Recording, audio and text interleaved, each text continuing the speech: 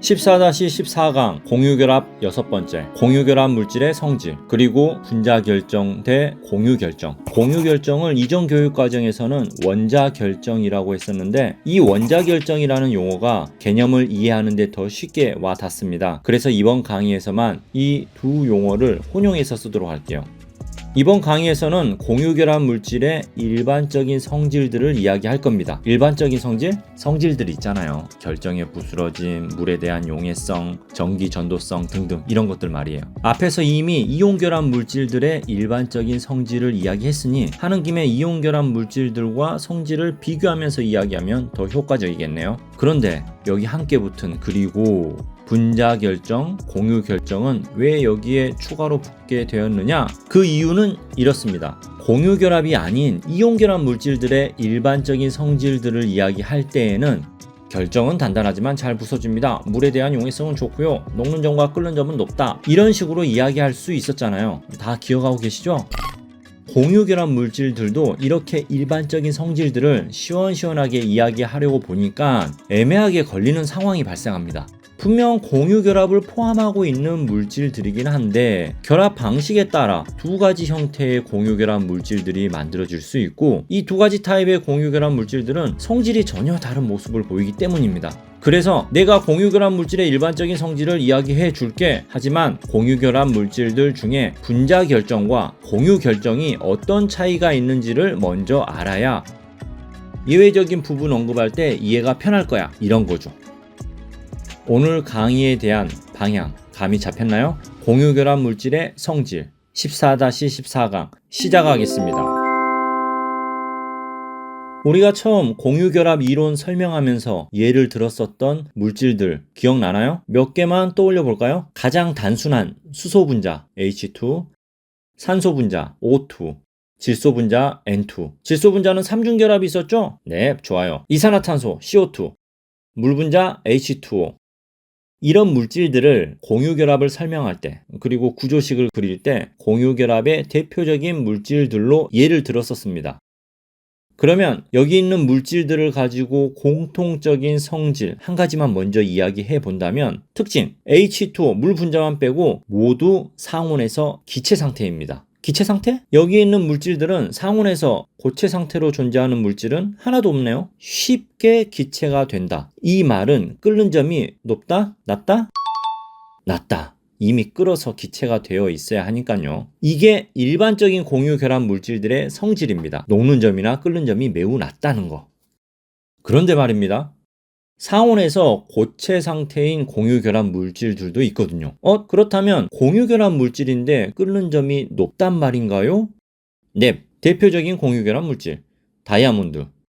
아몬드가 죽으면 다이아몬드. 넵, 다이아몬드. 연필심의 주성분 흑연 모두 공유결합 물질입니다. 이 녀석들은 기체 상태가 아니잖아요. 액체 상태도 아니잖아요. 고체 상태입니다. 그럼 이것들은 뭐지? 그래서 우리가 이제껏 예를 들었던 일반적인 공유결합 물질들 앞에서 나온 수소, 질소 이런 물질과 상온에서도 고체로 존재하는 다이아몬드나 흑연 같은 부류의 물질들은 근본적으로 어떤 차이가 있는지 알아봐야 하고 공유결합 물질들의 일반적인 성질을 언급할 때 구분지어야 할 필요성이 있습니다. 바로 방금 언급한 두 집단의 근본적인 차이를 알아볼까요? 어떻게? 분자결정과 공유결정의 차이점을 들여다보면 됩니다. 이게 구분되어지면 공유결합 물질들의 일반적인 성질들을 샤샤샥 정리하면 되겠죠? 자, 분자결정 대 공유결정. 결정. 뭔가를 결정하라는 건가요? 미안해요. 졸고 있을까봐. 결정이라는 것은 입자들이 규칙적인 배열을 이루며 고체물질, 고체 덩어리를 만든다는 겁니다. 공유결합 물질들은 상온에서 대부분 액체나 기체 상태라고 했었죠? 맞습니다. 우리가 흔하게 말하는 일반적인 공유결합 물질들은 상온에서 액체나 기체 상태이고 일반적인 성질들을 따라갑니다. 하지만 그렇지 않는 집단을 이야기하고자 비교해 보자는 겁니다. 바로 분자결정 대 공유결정. 공유결정은 앞에서도 언급한 것처럼 같은 말, 원자결정과 혼용해서 이야기할게요. 일반적인 공유결합 물질들과 같은 형태인데 고체 상태로 존재할 때의 물질, 분자결정. 그렇지 않은 집단이라고 이야기했었던 것이 공유결정, 원자결정. 오케이, 이제 쉽게 접근해 봅시다. 둘 다 결정이야. 고체 상태 덩어리. 분자 결정은 분자들이 모여서 만드는 결정, 고체 덩어리일 것이고, 공유 결정, 원자 결정은 원자들이 모여서 만드는 결정이란 말이 되겠군요. 둘 다 공통점은 공유 결합 물질들이라는 것이고 고체이다. 그럼 차이점은 공유결합. 그 공유결합의 위치가 조금 다릅니다. 구조적으로 말이죠. 이게 포인트입니다. 분자들이 모여서 만든 분자결정. 원자들이 모여서 만든 공유결정. 이때 두 결정들을 들여다보면 공유결합이 어디에 있나? 분자결정은 이 분자들 안에, 분자 속에 공유결합이 있고, 공유결정은 원자들끼리 결합하는 뼈대 자체가 공유결합이다. 차이점 보이시나요? 다시 분자결정부터. 분자가 뭐예요? 원자들이 결합해서 성질을 갖는 단위 입자. 비활성 기체를 제외하고 분자라면 원자들이 결합을 해서 분자를 만들잖아요. 이 분자 안에 원자들끼리의 결합, 이 결합이 공유결합입니다. 그러면 분자들은 어떻게 모여있나? 모여 있어야지 고체 결정이지 분리돼서 움직이거나 날아다니면 액체나 기체가 되겠죠. 분자와 분자 사이에도 작용하는 힘은 존재합니다. 이 분자와 분자 사이의 힘을 말 그대로 분자 간 힘이라고 하는데, 이 힘에는 분자의 종류에 따라서 쌍극자 힘, 분산력, 수소결합 이런 것들이 있고, 이런 개념들은 화학 2에서 다뤄집니다. 우린 그냥 분자와 분자 사이에도 힘이 작용하는구나, 이때 작용하는 인력에 의해 결정을 만들어낼 수도 있는구나 라고 생각하셔도 되겠습니다. 그런데 느낌상 분자 간 힘이 셀까요? 약할까요? 힌트. 보통 그 힘을 표현할 때 분자들 사이에 점점점 이렇게 상호작용한다, 붙들려 있다 정도로 표현합니다. 네, 약합니다. 약한 힘입니다. 힘의 세기는 상대적인 개념이지만 비교할 대상이 공유결합의 세기나 이온결합의 결합력이라면 분자 간 힘은 매우 약한 힘입니다. 힘이 약해요? 결합이 약하다? 그러면 끊어지기가 쉽다. 이게 끊어지면 액체가 되거나 기체가 되는 거예요. 그래서 쉽게 끊어질 수 있으니까 분자 결정은 녹는 점이나 끓는 점이 낮겠구나. 이게 특징입니다. 분자 결정은 녹는 점이나 끓는 점이 낮다. 그렇다면 바로 공유 결정, 원자 결정과 비교해 버릴까요? 공유 결정은 원자끼리의 결합인데, 또 들여다봅시다. 여기서는 원자와 원자 사이의 결합 자체가 공유 결합이라고 했죠? 아주 단단한 공유 결합. 점점점이 아닌 선명한 짝대기로 표현하는 공유 결합. 그렇다면 결정을 형성하는 결합력의 세기가 분자 결정과 비교해 보면 훨씬 센 결합. 잘 끊어지지 않는다. 쉽게 끊어내기 어렵다. 공유 결정, 원자 결정은 녹는 점과 끓는 점이 높다. 아주 높다. 자, 두 집단의 근본적인 차이점이 비교되어지고 이해되나요? 이게 공유 결합이라는 공통점을 갖고 있는 두 결정, 분자 결정과 공유 결정의 성질이 차이날 수밖에 없는 핵심 내용입니다. 분자 결정, 분자 내에 공유 결합이 있다. 공유 결정, 분자는 아니지만 뼈대 자체가 공유 결합이다. 구체적인 예를 들어서 개념을 더 확고히 다져봅시다. 수능에서는 이 내용들이 다뤄지지 않지만 교내 시험에서는 짜잘한 구체적인 예시들 알고 있어야 합니다.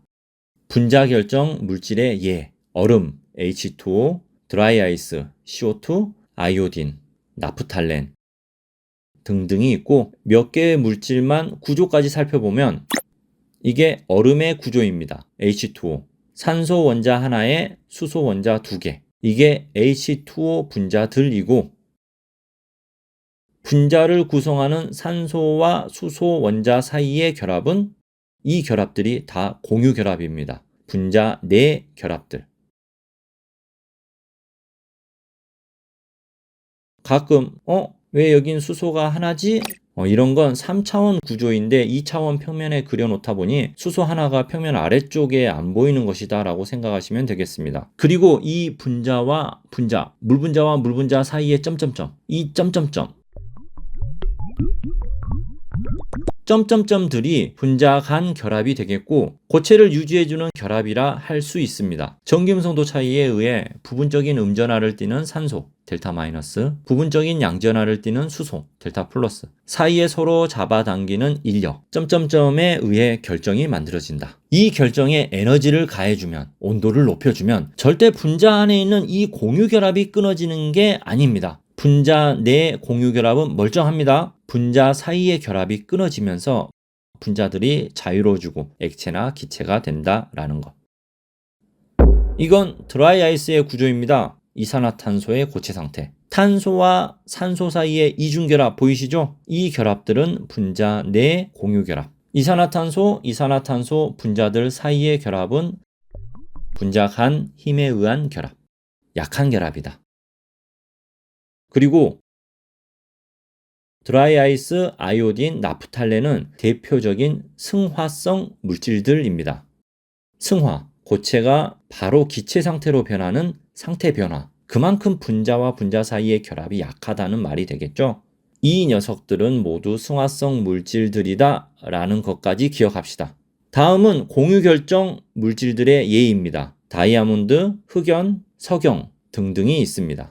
다이아몬드와 흑연은 둘 다 탄소, 화학식이 같죠? 이게 바로 화학의 묘미입니다. 같은 원자로 구성되어 있지만 전혀 다른 두 물질. 문자로는 어떻게 차이점을 표현할 수 없는 존재이지만 전혀 다른 두 물질. 왜 전혀 달라? 결합 구조가 다르니까. 이런 관계의 물질들을 동소체라고 합니다.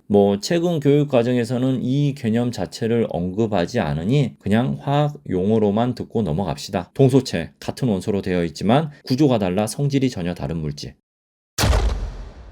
다이아몬드의 구조입니다. 여기 탄소.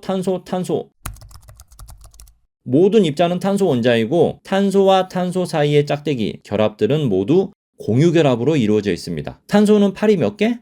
4개. 탄소를 중심으로 4개의 결합 모두가 탄소로 이루어져 있고 공유결합으로 무한 배열을 형성하고 있습니다. 단단하지 않을 수 없겠죠? 매우 단단한 결합. 녹는 점과 끓는 점, 매우 높음. 구조를 보면 쉽게 설명이 됩니다. 다이아몬드 하면 가장 첫 번째로는 아름답다, 비싸다 이런 것이 생각나고 그 다음으로 오는 게 단단하다라는 거죠. 그래서 보석이 아닌 다이아몬드는 공업용으로는 유리를 자르는 칼에 쓰이죠. 단단하니까. 흑연의 구조입니다. 역시 이 알갱이 원자 하나하나가 모두 탄소 원자이고 탄소와 탄소 사이의 결합들은 모두 공유결합입니다. 구조가 특이한 게 탄소 원자들의 공유결합이 육각형을 이루면서 이 육각형이 반복되면서 평면을 이룹니다. 하나의 탄소 평면, 탄소판을 이룹니다. 그리고 그 아래 또 육각형 탄소판. 이러한 탄소 결합층들이 층층이 쌓여있는 구조를 하고 있습니다. 이 흑연은 공유결정 중에서도 매우 특이한 구조를 갖고 있습니다. 그래서 공유결정들이 갖는 특성을 모두 따르지는 않고 공유결정 안에서 예외적인 성질들을 보이는 물질입니다. 그 특이점을 구조에서 찾아볼까요? 자, 여기서 탄소와 탄소끼리의 결합은 모두 공유결합이라고 했죠? 그런데 탄소층과 탄소층 사이에는 점점점으로 표현했습니다. 이건 공유결합이 아닙니다. 분자 간 결합처럼 판과 판 사이에 상호작용으로 붙들려 있는 비교적 약한 결합입니다. 그래서 흑연은 기본적으로 공유결정과 같은 공유결합 뼈대를 갖고 있기 때문에 상온에서는 고체 상태입니다. 하지만 다이아몬드처럼 단단하지는 않죠. 연필심 생각해보세요. 쉽게 가루로 부서지죠? 그 이유가 흑연에 힘을 가하면 탄소와 탄소 사이의 공유결합은 멀쩡하지만 이 탄소판과 탄소판 사이의 결합은 쉽게 끊어져서 분리될 수 있습니다. 연필심의 원리가 여기에 있어요. 힘을 가해서 종이에 문질러주면 아래층의 탄소판은 종이에 묻고 위층의 탄소판들은 아직 연필심에 남아있으면서 흔적을 남기죠.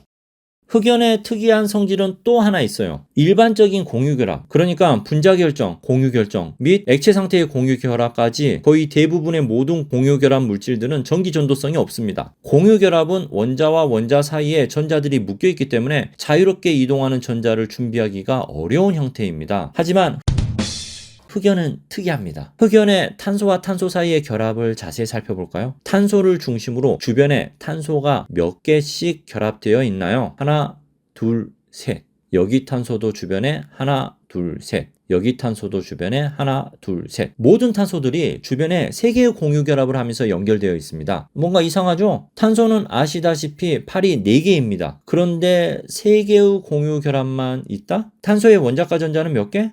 4개. 그렇다면 한 개의 전자가 놀고 있다는 겁니다. 이 하나의 전자가 이동할 수 있는 형태를 갖고 있는 것이 흑연입니다. 오비탈로 설명하면 공유결합을 위해서 존재하는 오비탈과 놀고 있는 전자 하나의 오비탈이 종류가 다릅니다. 어찌되었든 놀고 있는 하나의 전자가 이동 가능하고 전기 전도성이 있는 물질을 만들어준다. 자, 이런 식으로 구체적인 분자 결정과 공유 결정 물질들의 예를 몇 가지 들고 구조도 몇 개의 물질을 가지고 살펴봤습니다. 마지막으로 공유 결합 물질의 일반적인 성질을 이온 결합과 비교하면서 정리하겠습니다. 1. 결정의 부스러짐. 이건 결정, 고체에 대한 이야기입니다. 이온 결합은 단단하지만 힘을 가하면 쉽게 부서집니다. 공유 결합, 분자 결정은 분자 사이의 힘이 약해 힘을 가하면 쉽게 부서질 수 있다. 하지만 공유 결정은 매우 단단하다. 단, 흑연은 예외적인 성질이 있다. 2. 물에 대한 용해성. 이온 결합은 대부분 물에 잘 녹는다고 했었죠? 공유 결합은 물에 대한 용해성. 이 부분이 뒤에 이번 대단원 2번째 중단원까지 끝내야 설명 가능한 영역이 나와버렸네요. 공유 결합 물질들은 일반적으로 대부분 물에 잘 녹지 않는다 라고 교과서나 교재에 나와 있을 겁니다. 하지만 구분을 하셔야 하는 게 공유 결합을 형성하는 물질들, 분자들은 극성을 띠는 분자도 있고 극성을 띠지 않는 분자도 있습니다. 극성? 뭔 소리지? 할 수도 있지만 그냥 잠시 들어봅시다. 극단적인 두 물질을 가지고 예를 들어볼게요. HCl, 염화수소와 H2, 수소 분자를 비교할게요. 둘 다 공유 결합.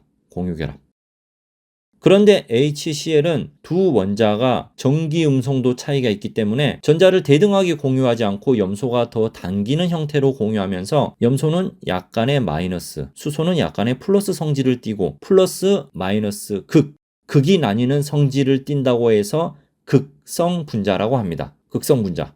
H2, 수소는 둘 다 똑같은 수소 원자, 극이 나뉠 수가 없겠죠? 무극성 분자. 물에 대한 용해성? 물은 H2O. 역시 산소가 전자를 더 가져가면서 마이너스, 수소는 약간의 플러스. 물도 극성 분자입니다. 용해된다, 섞인다라는 개념은 비슷한 성질들끼리 잘 섞이고 잘 어울립니다. 이것도 어쩜 인간 사회와 닮았죠? 물과 친하고 섞이기 쉬우려면 극성을 띄어야 한다는 말입니다. 다시 돌아가서 물에 대한 용해성.